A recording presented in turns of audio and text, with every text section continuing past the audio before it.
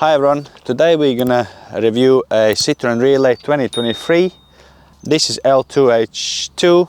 They're best known for being like a workhorse really. So this is what you get, quite big wing mirrors as you can see, quite tall windows. This is the interior. So you got your pockets like for your books etc, you know, your folders, probably A4 will fit in there. You got deep pockets right here where you can obviously put your bottles. There's a little space for the bottle as well, and you know, whatever other junk I would say you need for work. Little parcel shelf here. So we're moving on. You got a steering rack which you can go in or out, so to you or away from you depending how you need it. Unfortunately it doesn't go up or down. So obviously your speedo, you got DAB radio with Apple CarPlay, Android Auto. These are your heating controls etc, your hazards, lock doors, and you got a little bit of a cup holders here, lighter socket here for your 12 volt, little cup holder. Then you got little space here for your cubbies. Then you got little space again here. Little shelf, another bit of shelf, glove box. So then going to the passenger side, it's quite wide. Come, let's try to sit in the passenger side. Go on the passenger side, we'll see. Yeah, that's quite good, quite easy. It's like one adult and one teenager can fit in it, so that's good. Again, you can see how big the mirrors are, you can see clearly the road etc. Then you got another pocket in a door for passenger door, another deeper pocket. So this is that. Now we're gonna move on to the back of the van. Nice and big doors as you can see, so mind our stuff in here, but you can see actually this is 2.44 board. So if I show you, that's your bulkhead, so you can get comfortably, I would say 2.9 meters, but we can measure that. So we'll measure, we'll close this door and we will measure from the door. If you hold the tape there please, we will measure to this point here. As you can see, this is the proudest point of the bulkhead, so it's 2.908. so you got 2.9 meters in terms of the height.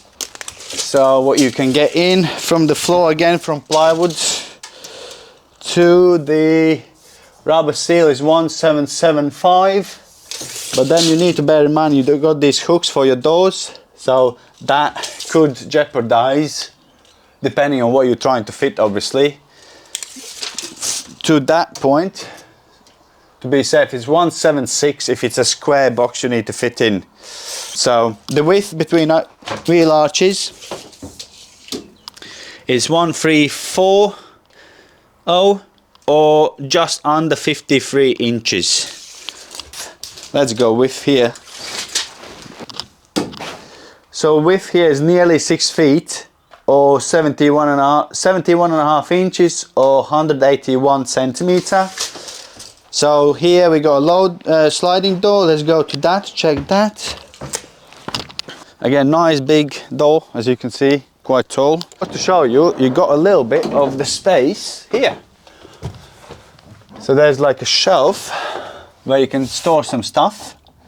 It's out of plastic. There's some foam bits in there as well. Obviously you want to be gentle with this, maybe put some sort of sound insulation on this before you start carrying stuff, because you could dent it. But other from that, yeah, it's great. Obviously don't go too heavy, this won't take much because it's only plastic. And again, obviously you don't have anything protecting these, so this is your normal ply lining kit. How you can get it, obviously you could possibly get someone to, you know, go a bit more, because yeah, these areas will dent fairly easily, depending obviously what shelving you're gonna have. As you can see here, that's what we're gonna be doing next. In one of our next videos, we're gonna have to build racking in this. So, but that's for other video. Anyway, let's crack on. So you've got, so you can, as you can see, I'm only a short person, but so I'm actually shorter than I thought I am. So it's 172.5 millimeters or 67.75. So just under 68 inches. So, and the width of your load space, let's go. So the width is, well, you're comfortably gonna get 115 centimeters comfortably. This is L2 H2 as we mentioned. So this is like a middle version of it. There are bigger versions and they are up to 17 cubic meters. This I believe is around 10.5 cubic meters. So yeah. Now we're gonna open the hood, pull this lever, go to the front, then you need to pull it to you. There's yellow lever, this one here, you lift it up and there is your holder. You see, you got a bit where it goes in, like so, then you go to the left. And this is the engine, this is 2.2 litre HDI, Euro 6.3 and 140 horsepower, so this is the middle power output engine. Seemed to be reliable from what have read. Nothing much really to say, all looks clean at the moment, but obviously this vehicle is driven only just over 450 miles, so it's pretty much brand new, so obviously you wouldn't want anything go wrong at this stage. So you got your ESC, ABS, etc. Also it comes with rear parking sensors in this specification, which is Enterprise, which is quite common actually for them. As you can see, you got 4 parking sensors, and when you put in reverse it does sound like a bit of a bus because it does a toot sound. But yeah, it's there. So you also have aircon, which we forgot to mention. Just here, your button here, that's your aircon. Obviously your Apple CarPlay, Android Auto, but it's through the cable, it's not wireless system, but still it's there, which is very convenient. Under the seat here we have a little storage there. As you can see, this is you know, useful, I guess. You can put your lunch bag there or something, and handy to have. Obviously upholstery is nothing special, just black, etc. We can show you, like, you know. So this has been fitted with these covers just to protect it.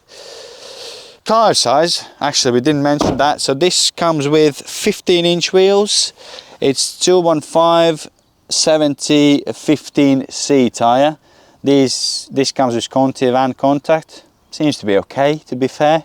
The only thing I would say, what I personally not fan of, look, it's kind of bare metal. So I would say if you're gonna keep the van, I would probably get it sprayed or, you know, somehow improved so it lasts, you know, so you don't get it, because it will get rusty, especially in UK where we got salt spread and stuff like that, you know. So you want to make sure that that is done if you're obviously keeping it. So the same here, as you can see, it's got something but not much. So yeah, if you intend to keep it, I guess you would be better by, you know, protecting it to make sure it doesn't rust, or not as much anyway. So on the rear you got leaf springs, as most of the vans have. So you can see their leaf springs. It's obviously front wheel drive. So I guess we covered that, and now we're gonna go for drive.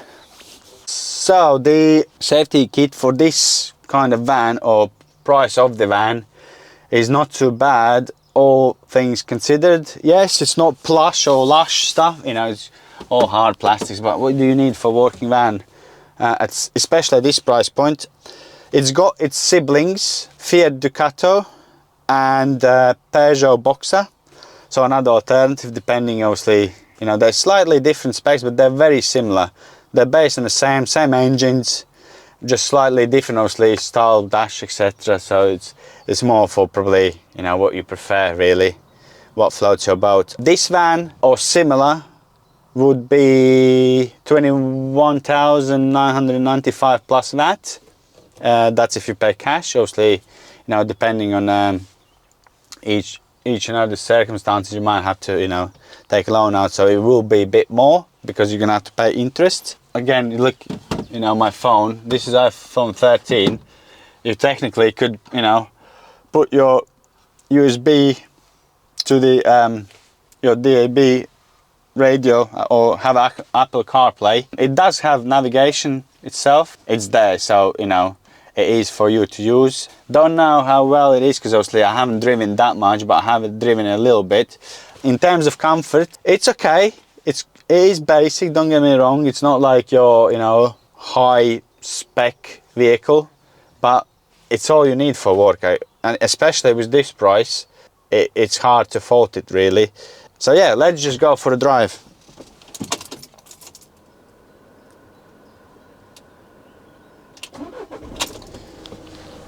Safety first, obviously. Let's put the belt on.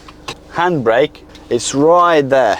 That is right there on the side of the driver. Literally there. It is hard to get used to because obviously, you know, I own Ford Transit Custom, so it's Ford Transit Custom handbrake is here. So that's yeah, a bit just getting used to really. So let's pull away. Obviously your indicators, cruise control, wipers, etc. So it's all there, you know. Storage for your bottles, so let's have a drink. Let's test it out. It is a bit low, I must say. You kind of got to bend down. So yeah, right, okay. We're gonna have to turn around. Let's see how we can maneuver around this. So the steering is light, which is very nice actually. I don't like that, especially if you drive daily.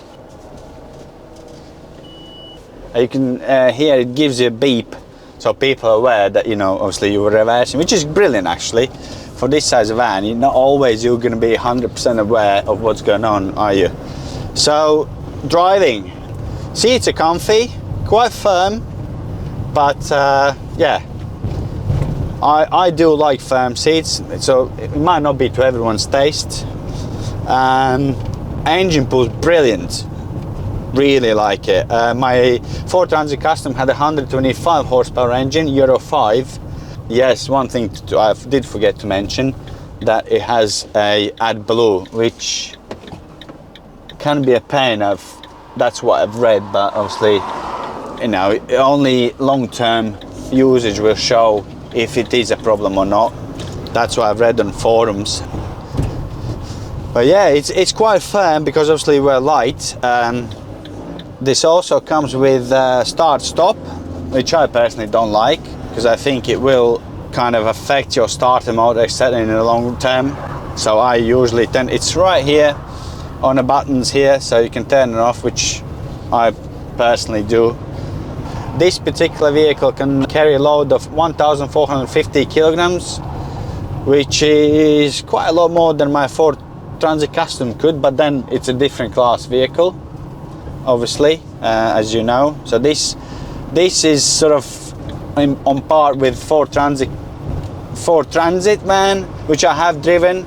It does, I would say, probably drive a bit better.